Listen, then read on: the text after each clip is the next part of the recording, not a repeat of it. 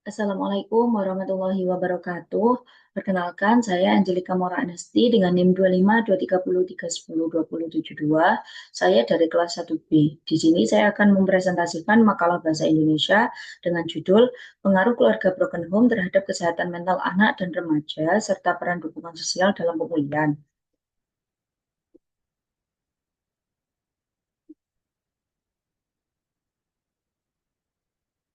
Bab 1 yaitu pendahuluan. 1.1 Latar belakang. Keluarga merupakan tempat di mana seorang anak berlindung, merasakan kenyamanan, serta menjadi tujuan akhir ketika seorang anak merasa sedih, bahagia, dan bahkan pada saat kecewa. Namun tidak semua anak dan remaja itu beruntung merasakan keluarga yang harmonis dan lengkap.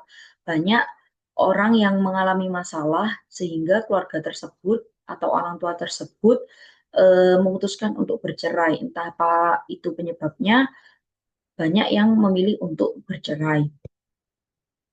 Faktor penyebab perceraian itu bisa dari luar maupun dari dalam, namun faktor dari luar itu bisa teratasi jika faktor dari dalam pasangan itu sendiri sudah selesai dan sudah teratasi.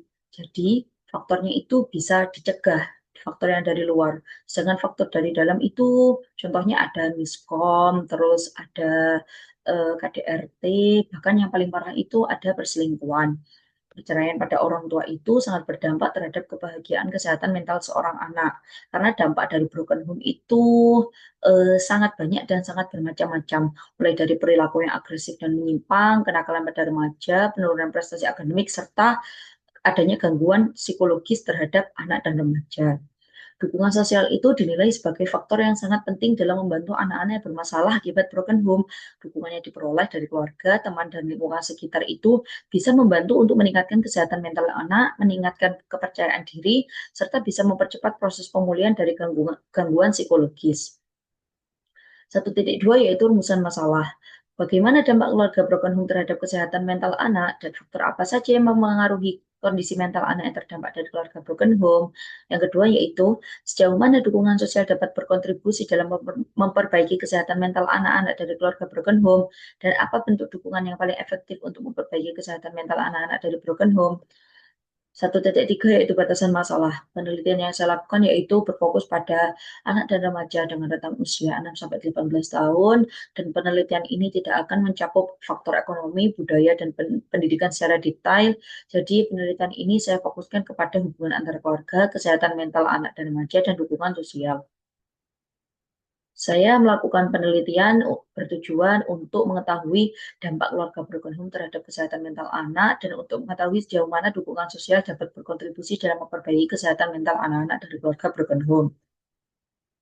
Untuk manfaat penelitiannya yaitu saya ingin memberikan gambaran yang lebih jelas kepada orang-orang mengenai dampak keluarga broken home terhadap kesehatan mental anak dan faktor-faktor apa saja yang mempengaruhi kondisi mental anak. Dan yang kedua yaitu saya ingin mengungkap peran dan bentuk dukungan sosial sebagai faktor yang penting juga dalam proses pemulihan kesehatan mental anak broken home. Bab 2-nya ada tinjauan pustaka yaitu kajian teori. Seperti yang sudah saya tulis ini, tidak semua anak dari keluarga broken home itu mengalami gangguan psikologis yang berkepanjangan. Karena saya sendiri broken home, jadi saya menulis beberapa kalimat di makalah ini menggunakan kalimat dari saya pribadi karena saya merasakan, jadi saya menuliskan apa yang saya rasakan selama ini. Jadi di kajian teori ini saya menggunakan sumber-sumber tervalid dan untuk yang di latar belakang tadi saya menggunakan pendapat saya dan beberapa dan sedikit sumber dari jurnal-jurnal yang telah dipublish. Dukungan sosial itu bukan hanya sekedar hadir sebagai bentuk perhatian, melainkan menjadi faktor penting dalam membantu anak dan remaja dari keluarga broken home untuk mengatasi tekanan psikologis yang sedang mereka alami. Peneliti terdahulu itu ada Indrawati dan Dewi mengungkapkan bahwa anak-anak dari keluarga broken home sudah mengalami berbagai gangguan kesehatan mental seperti stres, kecemasan, dan depresi. Yang kedua ada Depresi Moro pada tahun 2022 menyoroti bagaimana kondisi keluarga broken home yang berdampak pada kesehatan mental anak dan remaja. Yang ketiga penelitian Universitas Negeri Surabaya pada tahun 2019 mengkaji dampak kondisi keluarga broken home terhadap kondisi mental anak. Yang keempat yaitu penelitian yang dilakukan oleh Azhari pada tahun 2023 yang menyatakan bahwa dukungan emosional dan sosial yang konsisten dari keluarga besar, teman serta lingkungan sangat membantu meningkatkan kesejahteraan psikologis mereka.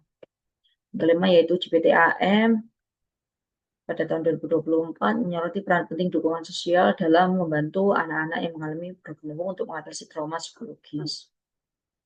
Metodologi penelitian. Jenis penelitian yang saya gunakan yaitu penelitian kualitatif yang berdasarkan pendekatan studi pustaka, yaitu library search. Jadi saya mengumpulkan data-data ini berdasarkan dari jurnal, buku, dan artikel-artikel yang berada di manapun itu yang sudah saya cari melalui Google dan sebagainya, itu saya dapat dari situ. Saya lakukan penelitian kualitatif dengan cara mengumpulkan data itu seperti yang sudah saya jabarkan tadi. Selain itu, saya merasa bahwa pemahaman teoritis saya itu lebih menyeluruh ketika saya melakukan metode penelitian ini, penelitian kualitatif dengan studi pustaka. Yang kedua yaitu lokasi dan waktu penelitian itu tidak fleksibel ya, karena saya itu melakukan studi pustaka, berarti data dan sumbernya itu disebar dimanapun. Dan karena sifatnya berbasis studi pustaka, penelitian ini tidak terbatas pada satu lokasi tertentu, melainkan mengandalkan sumber yang dapat diakses dari perpustakaan, internet, serta sumber-sumber ilmiah lainnya yang dimanapun dan kapanpun itu bisa diakses selama data tersebut masih ada dan masih relevan. Waktu yang saya lakukan untuk melaksanakan penelitian ini selama periode tertentu yang disesuaikan dengan kebutuhan studi kepustakaan. Populasi data dan sampel. Populasi saya mencakup buku, artikel, jurnal, laporan penelitian, dan sumber akademik lainnya relevan dan dapat dipercaya. Sampel ini saya ambil secara purposif, yaitu dipilih berdasarkan kriteria tertentu yang sesuai dengan tujuan penelitian. Sampel terdiri dari sumber-sumber dengan topik dan konteks yang paling relevan, terbaru, dan memiliki kualitas akademis tinggi sehingga dapat memberikan gambaran yang mendalam dan valid mengenai persoalan yang diteliti. Instrumennya menggunakan peneliti sendiri, yaitu saya sebagai alat utama untuk mengumpulkan dan menganalisis data.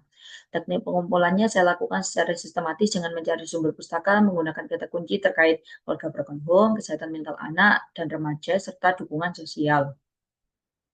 Teknik analisis data, saya menganalisis data ini secara kualitatif dengan menggunakan teknik analisis isi secara sistematis dan objektif, dan juga menyeluruh. Etika peneliti. Dalam penelitian ini saya sudah menjalankan prinsip-prinsip etika ilmiah dengan penuh tanggung jawab. Saya berkomitmen untuk menjaga kejujuran dan objektivitas dalam mencari, mengumpulkan, dan menganalisis sumber pustaka. Semua referensi yang sudah saya cantumkan di situ sudah saya kutip dengan benar dan sesuai kaidah keilmiahan untuk menghormati hak kekayaan intelektual penulis asli. Saya juga berupaya untuk menghindari plagiarisme dengan cara melakukan parafrase terhadap sumber-sumber yang telah saya gunakan. Dengan demikian, penelitian ini dijalankan dengan prinsip integritas akademik yang tinggi dan penghormatan terhadap standar etika penelitian yang berlaku. Sekian dari saya, mohon maaf apabila ada hal-hal yang kurang berkenan atau kata-kata yang salah. Kurang lebihnya mohon maaf, saya pamit undur diri. Wassalamualaikum warahmatullahi wabarakatuh.